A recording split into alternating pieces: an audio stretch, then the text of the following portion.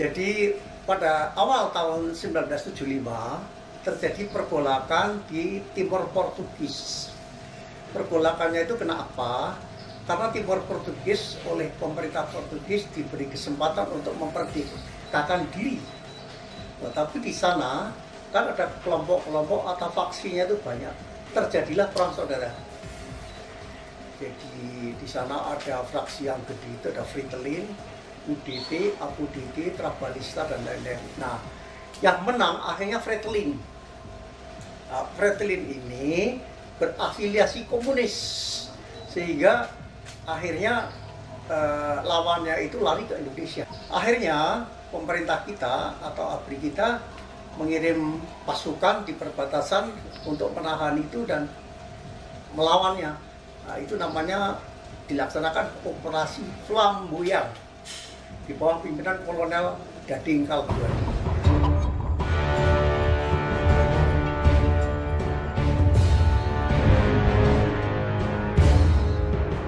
Nah, untuk persiapan menyerbu Timor-Timor itu, maka direncanakan Delhi dikuasai dulu. Nah, siapa yang ditunjuk? Kopasanda. Nah, Kopasanda menunjuk saya sebagai dan grup 1 sebagai komandannya. Maka dibentuklah grup Parako dengan nama Sandi Nanggala 5.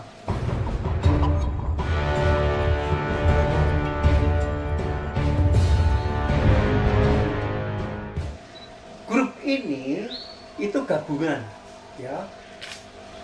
Markas komando grupnya dari grup 1, terus 1 detasemen tempur dari Cijantung juga, ditambah 1 detasemen tempur dari grup 2.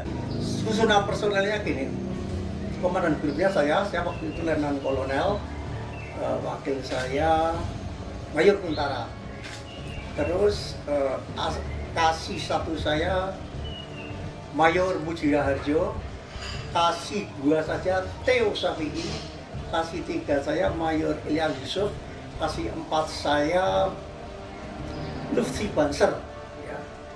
Komandan Detasemen Tempur 1 Mayor Atang Sutresna dengan 2 komandan kompinya, Kompi A Letu Luhut Binsar Panjaitan, ya. Kompi B di bawah pimpinan Kapten Atang Sanjaya. Dari pengarahan di Sintel Hankam, Parako itu harus dengan cepat bisa merebut 3 sasaran utama: pusat pemerintahan, ya, pelabuhan, lapangan terbang. Kita jadikan 3 tim. Tim pertama di bawah pimpinan Mayor Atang harus merebut dan menguasai pusat pemerintahan. Tim kedua di bawah pimpinan Kapten Atang dari Kompi B merebut dan menguasai pelabuhan. Tim C, ya, dari Kompi A di bawah pimpinan Letu Panjaitan harus merebut menguasai lapangan terbang. Setelah persiapan kita kan cukup lama, akhirnya bahwa kita akan nyerbu.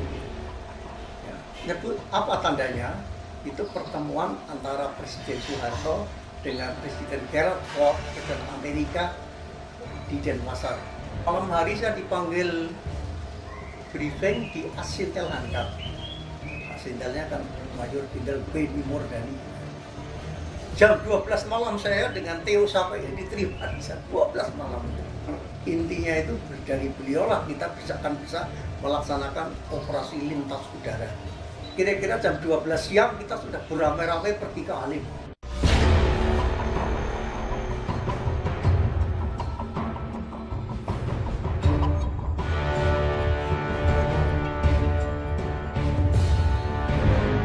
Situ kita dapat briefing terakhir dari Jenderal Beni. Jenderal Beni cerita bla bla bla macam-macam. Pak Beni mengatakan ini bukan latihan, ini tugas berat dan mulia, korban pasti ada. Saat itu saya menoleh ke kanan, kebetulan sebelah kanan saya itu adalah Pak Atang Sutresna, Mayor Atang Sutresna dan Denpur 1. Dalam hati saya ini pasti salah satu ada yang gugur. Udah ada perasaan seperti itu. Nah pada saat briefing itu ada perwira yang nanya ke Pak Beni, Jenderal, apabila dalam 5 hari sasaran belum terrebut, lalu apakah nanti akan ada bekal ulang? Itu Pak Beni jawab dengan tegas, makanan, minuman, obat-obatan ada di musuh, rebut itu.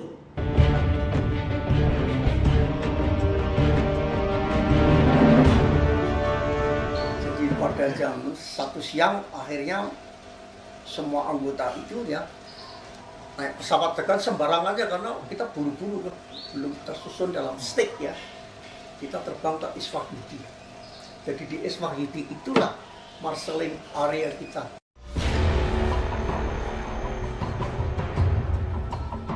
Mengecewakan karena dukungan logistik dan sebagainya amat sangat kurang. Bayangin, cari makan untuk 263 orang di kota Madiun. Jadi karena Madiun ya zaman itu kotanya masih kecil, nyari di beberapa warung dapatnya saja. Saya pengen makan aja, nah makan roti ya tadi Pak Ilyas. Minum, kebetulan di travel saya kan bawa air putih, udah itu aja. Yang lain saya nggak tahu pada nggak minum.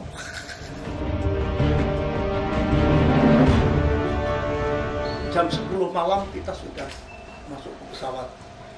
Saya sudah nggak sempat lagi kasih tahu bahwa perubahan penerjunan dan sebagainya nggak bisa itu. Duduk berdesakan dengan payung itu sudah dipakai.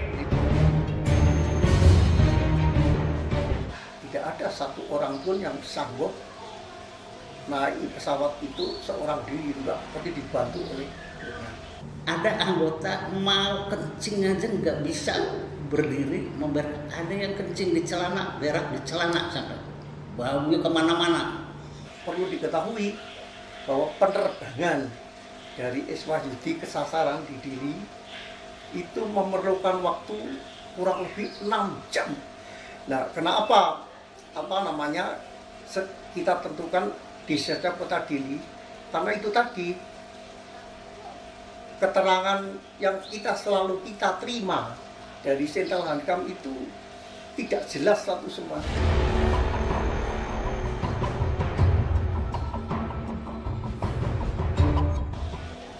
Oke, akhirnya kita terbang iring-iringan. Lampu nyala, senangnya bukan main, kita berdiri. Tapi nyatanya tidak, berdiri di pesawat itu lamanya bukan main. Kita kalau latihan kan berdiri pesawat hanya beberapa detik langsung berdiri di pintu. Kita melewati kota Dili dari arah barat mungkin di atas Pulau Atauru. Baru dari sana kita memutar balik ke arah barat. Setelah sekian jam kemudian bel panjang berbunyi on green, yaitu artinya green light go. Kita terbang. Disitulah dari timur itu terjun gitu. Tiba-tiba terdengar tembakan dari bukit-bukit Loadmaster yang itu pesawat itu ketembak, penerjunan dihentikan, pesawat belok ke kanan ke laut, jadi menghindari daratan supaya tidak ditembak. Lewat Dili tidak diterjunkan, muter dulu. Pesawat yang saya tumpangi tidak sempat ditutup gitu. Yang 4 Hercules itu bagian mati terjun ya. Jadi bisa dipastikan ada yang masuk ke laut, mati di laut. Termasuk saya juga, Koptu Samaun, Koptu Surat, Koptu Mali, Koptu Mardiono. Gitu. Begitu payung mengembang, lihat ke bawah itu laut. Terkejutnya bukan main, meluncur persis di garis pantai.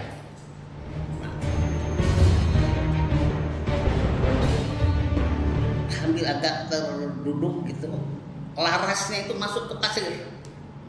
Namun karena yang ngikat itu Koptu Samaun, mungkin ngikatnya tali mati, dibuka enggak kena. Nyari pistol itu di mana enggak ketemu itu.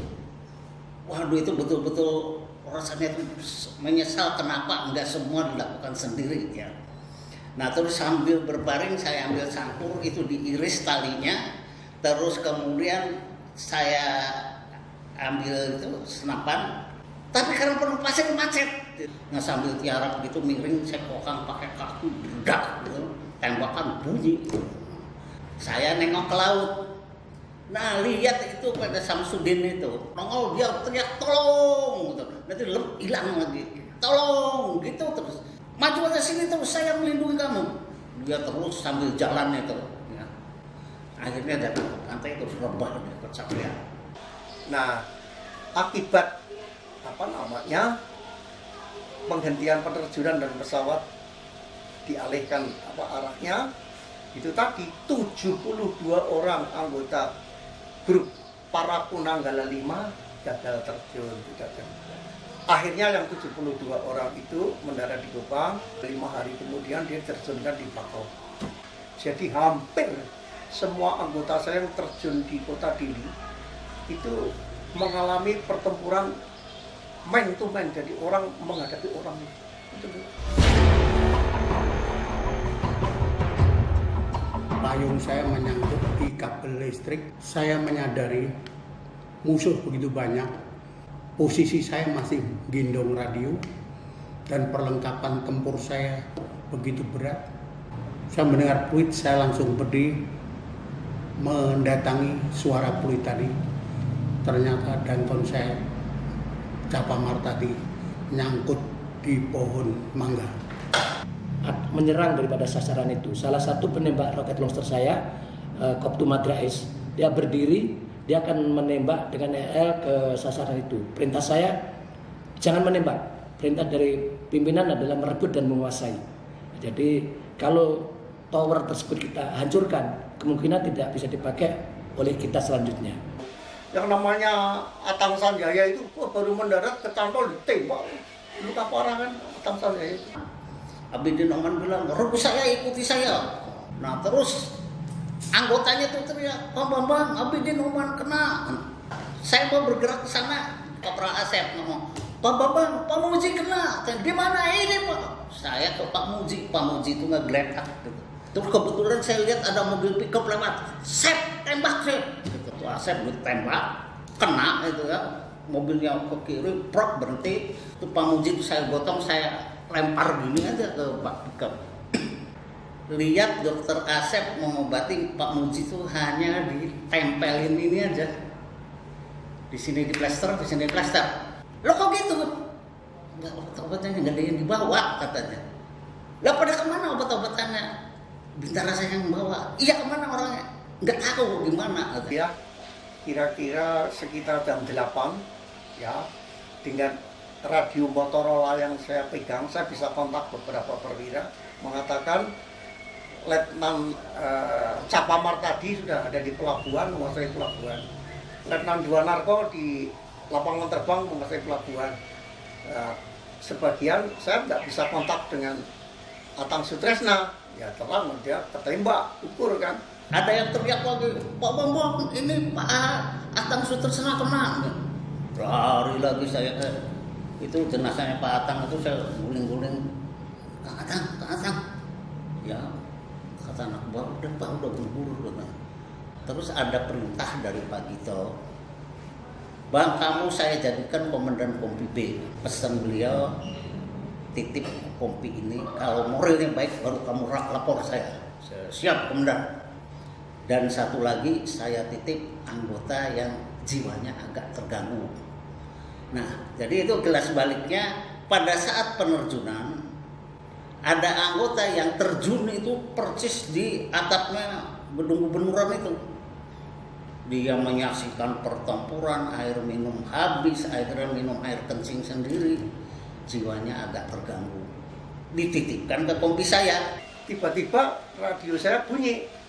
Melaporkan, saya Atang Sanjaya. Saya luka parah Pak, nggak bisa pegang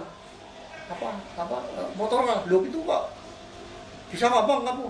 Motorolanya dipegang anggota saya Pak.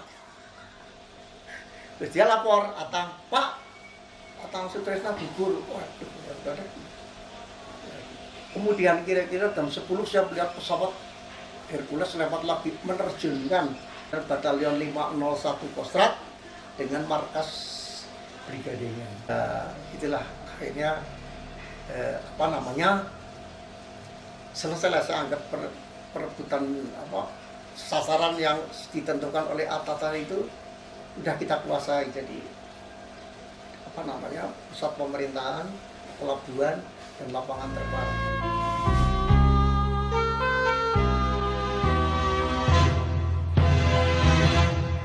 Sikap nan tegak, waspada dan wibawa, prajurit komando berjiwa satria, bagi nusa, bangsa dan negara, pantang dan menyerah di medan laga.